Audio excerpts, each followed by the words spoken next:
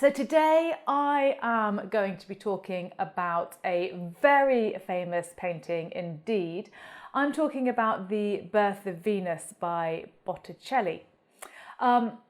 It was painted in somewhere between 1482 and 1485 by this incredibly famous artist.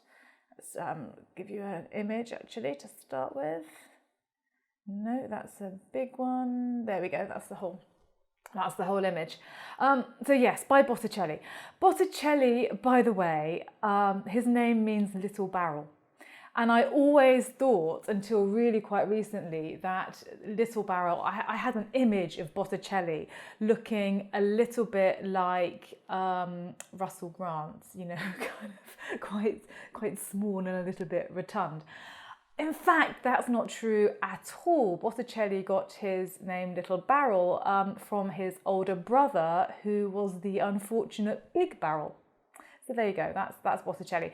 So he painted this fantastic painting. It's huge, by the way. It's kind of nearly 2 meters by nearly 3 meters.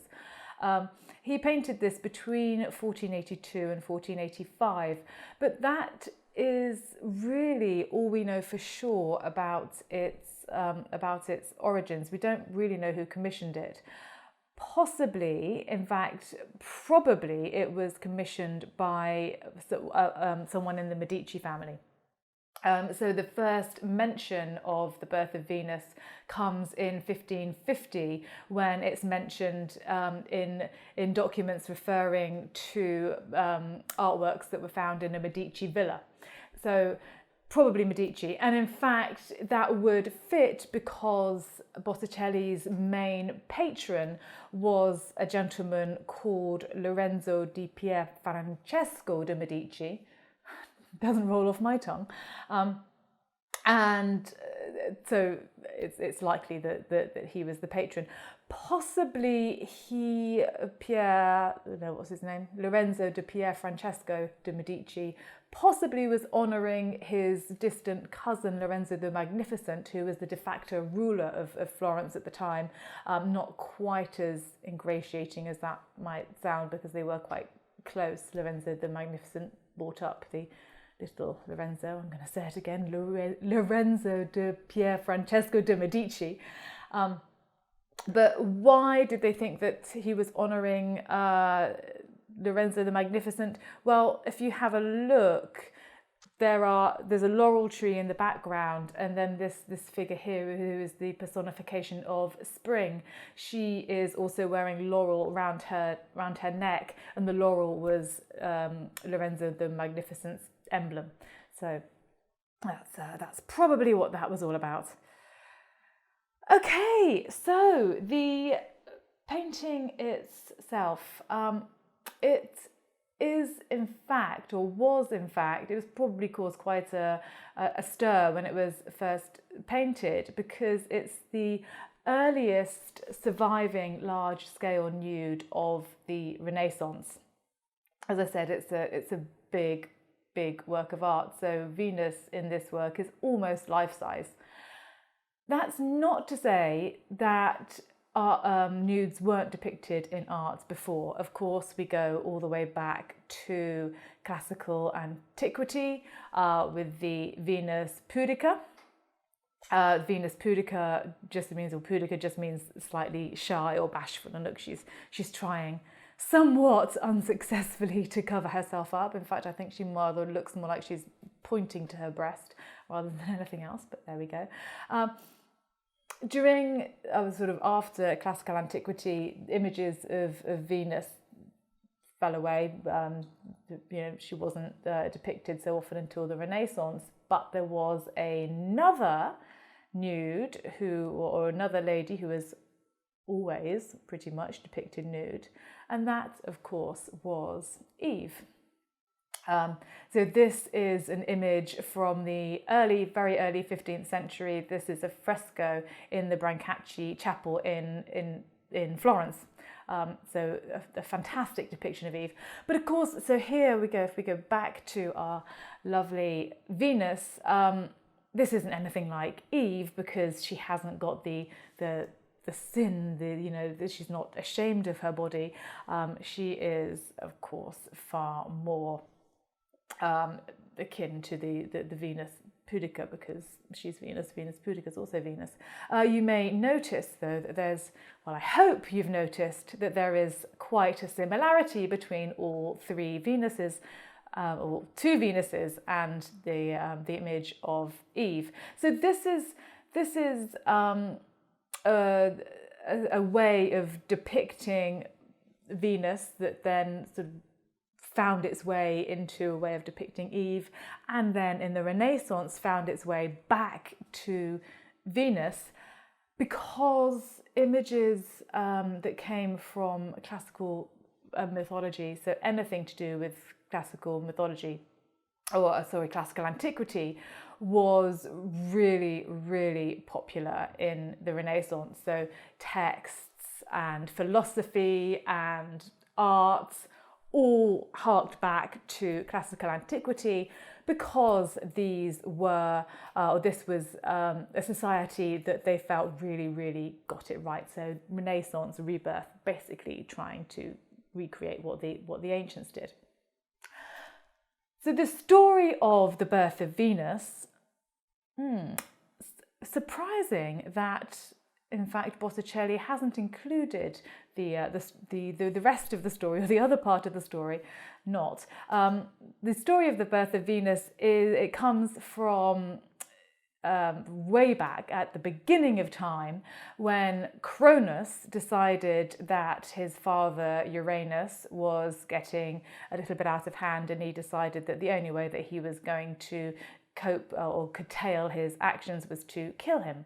And so he did kill him, but he didn't just kill him, because what he did was he castrated him and threw his genitals into the sea. From this, the sea was fertilized, and this is back at the beginning of time. So what happens when the sea is fertilized at the beginning of time? Venus is born. And because it's Greek mythology, she is born fully formed and absolutely gorgeous. So here she is on her shell, surfing towards the shore. She's having a little bit of help here, because she is being blown along by this figure here, or these two figures here. So the figure that you can see to the left of the painting is Zephyr, so he is the west wind. And you can see a little bit of breath just coming out of his mouth to push Venus to the shore. The person that's clinging on to him, this lady that's clinging on to him, this could be one of two people. So this could be Florence, who is Zephyr's wife. So that would make sense in the way that she's wrapped herself around him, wouldn't it? But also, art historians argue that it could also be Aura, because if you look, there's a very, very faint breath also coming out of the female figure's mouth, and Aura was the personification of a gentler breeze. So perhaps Chloris, perhaps Aura. If it is Aura, I think Chloris probably needs to have a word with her, the way that she's wrapped herself around her husband, but that's another story entirely.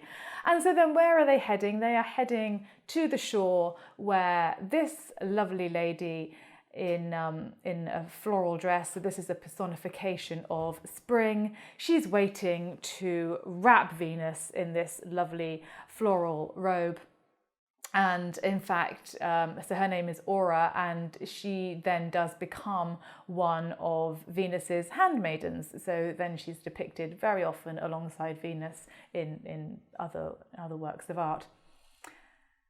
So this is very much a Renaissance theme. As I said, in the Renaissance, absolutely loved anything to do with classical antiquity.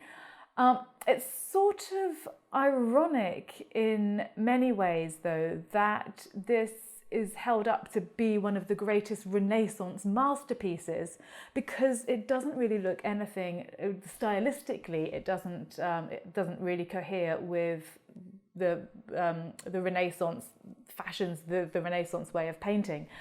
And when I say that, I mean, look at these figures. They are absolutely floating, aren't they? They're completely weightless. Okay, I know that Zephyr is he's flying, but Venus doesn't seem to be putting much pressure on that shell at all, which is probably quite good. And by the way, I mean, look at the way that she's standing. It's a beautiful, sinuous pose, but pretty much impossible to carry out or to maintain.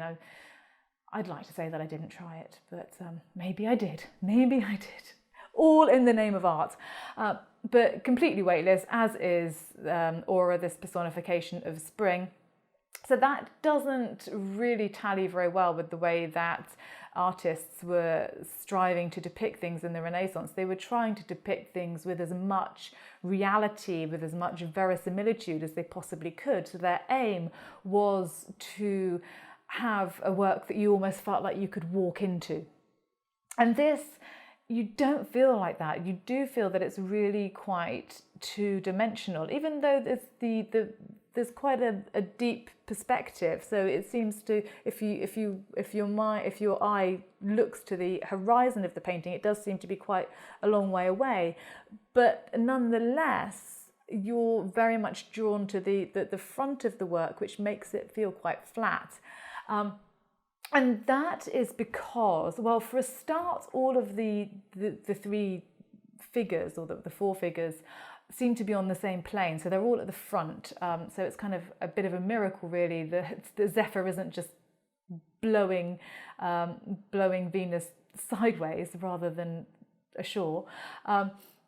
But also it's patterned. There's a sort of overall pattern. The whole image looks quite decorative. So, for example, what are these flowers doing, falling down around Zephyr and Chloris or Aura?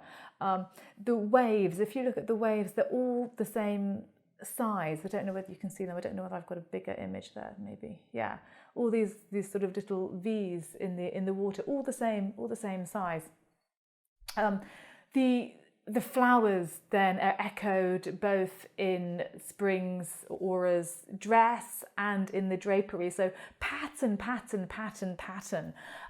And this just brings a flatness, a sort of a two-dimensionality to the entire work, which, as I say, doesn't really accord with Renaissance standards. It's far more symbolic. So sort of going back to pre-Renaissance, when things weren't meant to look real, but they symbolized things. And so there is an element of symbolism in here as well, because you may be wondering, okay, so classical antiquity, pagan gods, goddesses, all very popular, but how does this work with a Christian community? Botticelli in particular was incredibly religious. Well, what happened was during the Renaissance, they had an answer for everything. They sort of requisitioned a little bit of philosophy, Neoplatonism, which essentially, in a nutshell, said that physical beauty could translate to spiritual beauty. And so when you're looking at this painting, which is physically very beautiful, you can sort of be transcended to a higher level, which would then lead you to God. So all very convenient, and that's the way they sort of squared things off a little bit, depicting pagan gods and goddesses, but managing to elevate them, but managing to accommodate them within the Christian religion. So that's it for today. I'm going to turn the comments back on. I hope you enjoyed that. Next time, so on Thursday, I will be talking a little bit more about Venus and how you can spot her in paintings, and how there are sort of several traditions in the way that Venus has been depicted. So thank you very much for joining me. I will see you on Thursday. Bye.